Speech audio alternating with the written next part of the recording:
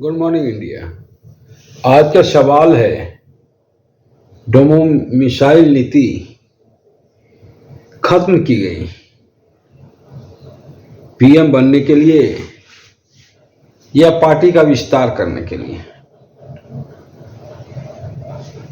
क्या सही में डोमो मिसाइल नीति का खत्म करने के पीछे यही उद्देश्य था? ऐसा जीतन राम मांझी का कहना है। जीतन राम मांझी जी जो आरोप लगा रहे हैं, हमें भी लगता है बिल्कुल सही आरोप है, क्योंकि जब ये वैकेंसी निकली थी तब डोमो मिसाइल नीति खत्म नहीं थी और इसे खत्म तब किया गया जब हमारे सीएम को फूलपुर से चुनाव लड़ने का इरादा दिखा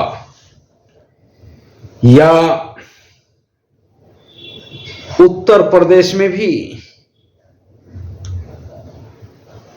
जदयू अपना फैलाव चाहती है, विस्तार चाहती है।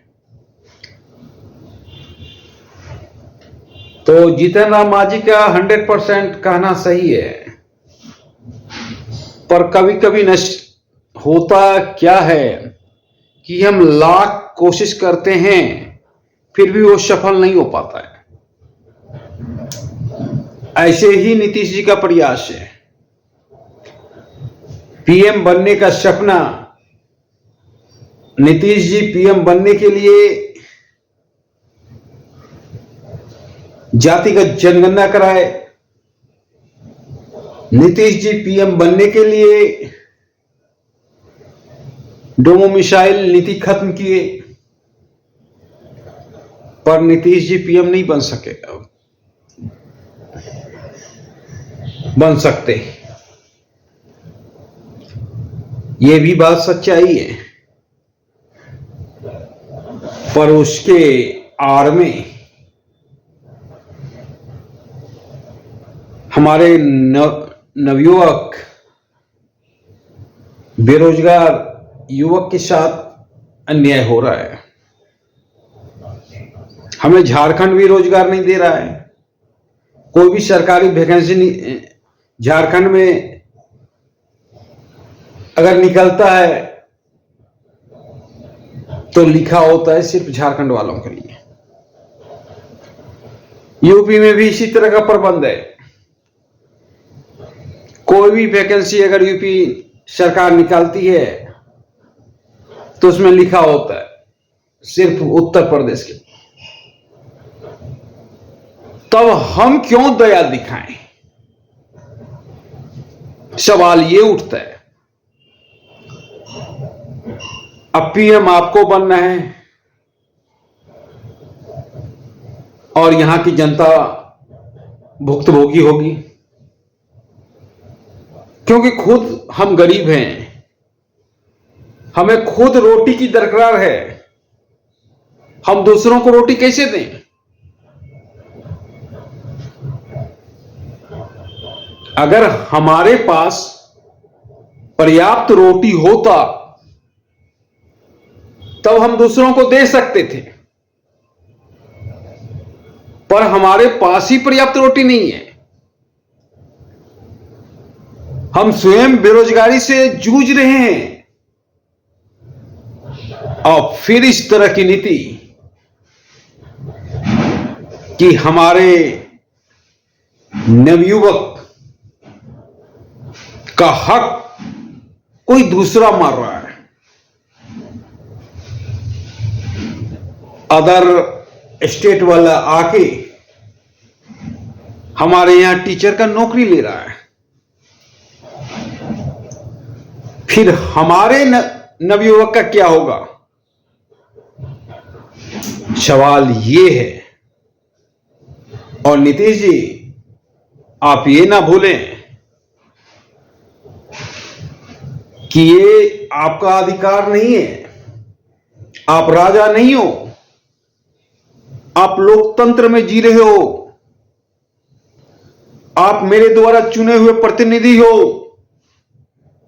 आप सीएम हो, आपका कर्तव्य है पहले बिहार की जनता खुश रहे, उसके बाद कोई और जनता खुश रहे। पर आपने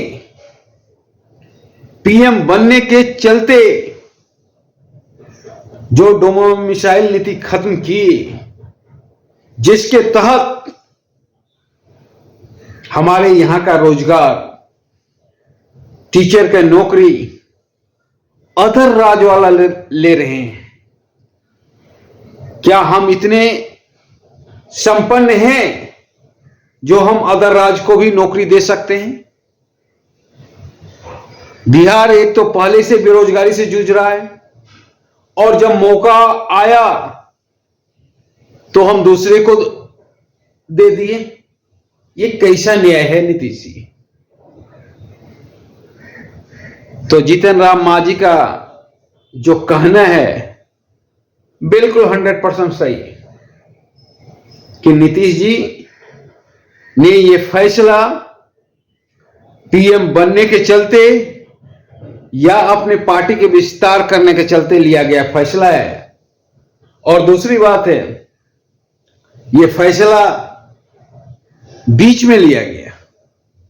जब टीचर वैकेंसी का विज्ञापन निकला था तब इस तरह की फैसला नहीं था। तो इस फैसले के चलते अगर कोई सुप्रीम कोर्ट में चुनौती दे दे तब नीतीश जी पूरा फैसला पलट सकता है। तो आपको बीच में विज्ञप्ति के साथ छेड़छाड़ नहीं करना चाहिए। ये हमारी समझ से परे है।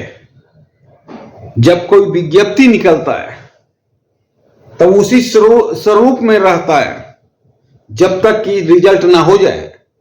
बीच में छेड़छाड़ नहीं होता है। और यहां पे बहुत छेड़छाड़ किया गया, बहुत सा नियम में बदलाव किया गया जो ना मेरे लिए ठीक है ना किसी कैंडिडेट के लिए ठीक है। तो जीतन राम मांझी का कहना 100% सही है। धन्यवाद।